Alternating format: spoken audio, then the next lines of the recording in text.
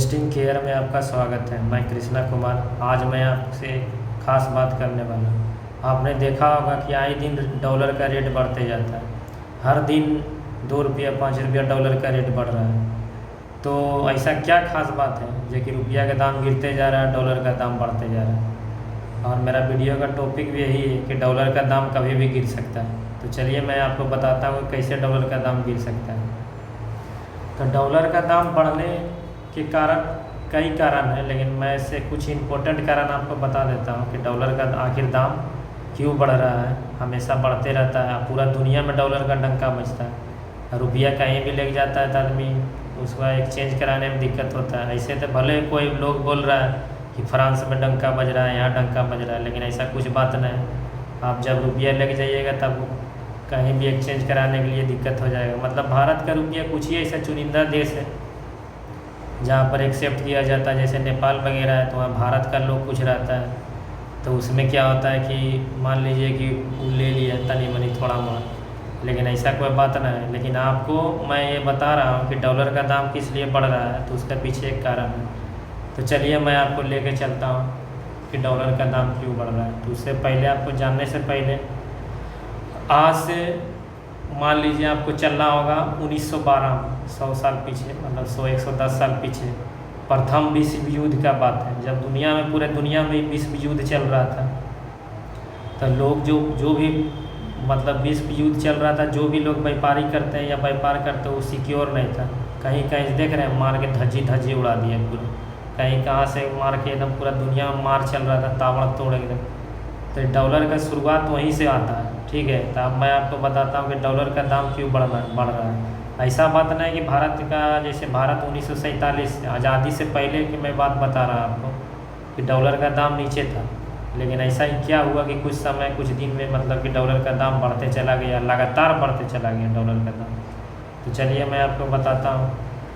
तो 1912 में क्या हुआ कि युद्ध हुआ, मार धार हुआ, पूरा चटनी चिकड़ा उड़ा दिया। तो जितना भी व्यापारी है, तो व्यापारी लोग क्या है कि पहले के ज़माना में क्या होता था, मान लीजिए समझिए कि जैसे व्यापारी है, तो पहले के ज़माना में व्यापारी लोग का भाव होता था सोना से। मतलब सोना जो है मैन था। तो सोना चांदी देखा होगा आपने, कई पुराने सिक्के आता था, पीतल का, तांबा का, सोना का, मतलब मुद्रा का जो भी वैल्यू था वो पुराने ज़माने का था। सिक्का का मतलब सोने का, चांदी का वैल्यू था। तब व्यापारी लोग हैं, तो व्यापारी लोग तो दूर दूर सफ़र करता था। मान लीजिए दूर दूर कहीं जा रहा है, विदेश में सफ़र कर रहा है, अफ़गानिस्तान, कहाँ से मतलब व्यापारी लोग सामान खरीदता था। तो वो इतना सोना सिक्का मतलब ढो के ले जाना असंभव था, मतलब नामुमकिन लगता है उसको ढो के रखने में।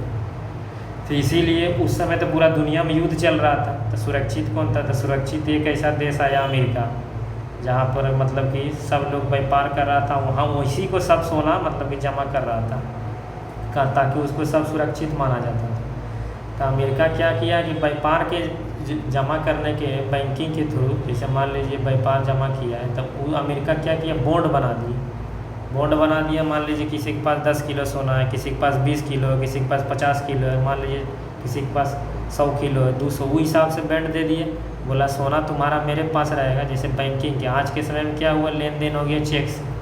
चेक मतलब कि मान लीजिए चेक बैंकिंग है, तो चेक के माध्यम से लेन देन होता है। मान लीजिए चेक हो गया, तो चेक में आपको या डिजिटल पेमेंट हो गया, तो आज आपको बोरा 2 बोरा कैश ले जाने की ज़रूरत नहीं पड़ेगा। मतलब किसी को 2 लाख 5 लाख भेजना है तो चेक कर दिए। तो उस चेक के जगह पर उस समय बॉन्ड था। तो बॉन्ड का जो माहौल था, मतलब बॉन्ड था, तो जो कोई व्यापारी करना है तो बॉन्ड बनाया, बॉन्ड पर नाम लिख दिया, नाम लिखने के बाद व्यापारी को दे दिया, तो व्यापारी अपना ले गया वहाँ पर सोना उसको जमा कर दिया।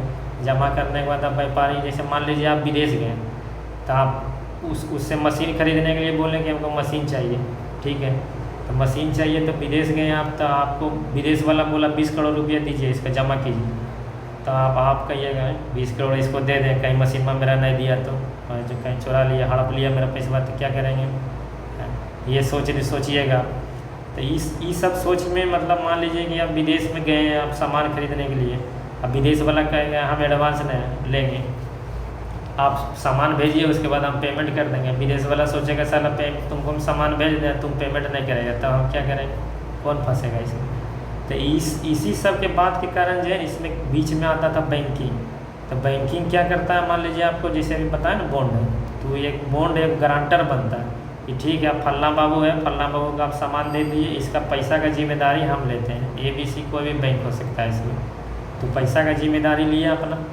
अब आपको विदेश में गए सोना तो उसके पास है ये बैंकिंग के पास, या फिर अभी के समय में क्या होता है कि सोना नहीं है तो बैंक में चेक है, पैसा है। पहले के ज़माना में तो अमेरिका था, तो अमेरिका के पास सोना था, तो आप सोना गिरवी रखें तो रिस्क लेता था कि विदेश में आप मशीन खरीदिए, सामान खरीदिए तो आपको बॉन्ड देगा, वो बीच में गारंटर बनता था। तो यही सब बात हुआ, चलते रहा इधर गया, चलते रहा तब चलते चलते मान लीजिए क्या हुआ कि कुछ समय बीत गया, बहुत बरसों बीत गया, आ गया 1940 42 आ गया, 1942 आया, तब फिर से एक बार युद्ध हो गई, द्वितीय विश्व युद्ध। उसमें भी मार धार हुआ, चिथड़ा उड़ा दिया, एकदम फाड़ उड़ दिया पूरा। तो उस क्या हुआ कि उस समय क्या था, अमेरिका के पास सब सोना था। तो देख रहा है जैसे आजकल भी देखते हैं कि बैंक में जब आप पैसा जमा रहता है तो बैंक में रह जाता है, लोग कई साल तक बैंक में जमा कर लिया, डिजिटली पेमेंट कर रहा है, उसी से लेन देन कर रहा है, बैंक का पैसा बैंक में पड़ल रहा है। तो अमेरिका देखा कि बैंक का पैसा बैंक में पड़ल है, ये कोई लेने वाला नहीं है, आता है। देखा कि चलो मौका बढ़िया है। और उस समय क्या था, प्रथम विश्व युद्ध में अमेरिका परमाणु बम भी तब तक बना के रख लिया था। तो एक दिन अमेरिका उठा, बोला कि आज से जितना भी आपके पास सोना है या थी सबके पास जो बॉन्ड है वो बॉन्ड करो, किसी को सोना नहीं मिलेगा। आँख लड़ना है तो हमसे लड़ो। दुनिया सोचा इस साला क्या लड़ेंगे, हम तो पहले ही टूटल है, जो खाए का आफत हो गया, युद्ध हो गया भयानक यहाँ, तो खाइए नहीं, क्या लड़ने जाए। तब एगो जापान था, तो जापान गुस्सा गया, बोला है कैसे सोना रख लेगा ये। तब लड़ाई हो गया दोनों भयानक। तो की किया भयानक, तो अमेरिका के पास तो परमाणु बम था, मार दिया 1945 में परमाणु बम, चिथड़ा उड़ा दिया जापान का, पूरा जापान का चिथड़ा उड़ गया। तो बोला कि इससे लड़ने के लिए जापान तैयार। तो बोला कैसे लड़ेंगे, वो कौन चीज बना कर रख ले, तकने परमाणु बम नहीं जानता था, ले जाता है पटक देता, लोहा तक गला रहा। तो अमेरिका ने सोना का हड़प लिया, ठीक है। तो इसी सोना को हड़पने के कारण जो है ना, अमेरिका का डॉलर मतलब समझिए कि आज मजबूत है। कहा कि पूरा दुनिया का सोना किसके पास है, अमेरिका के पास। लेकिन अब नहीं, अब वो क्या किया कि उस सोना को काम में लगा दिया, बेच के अपना विकास में, मतलब कि अमेरिका में लगा दिया।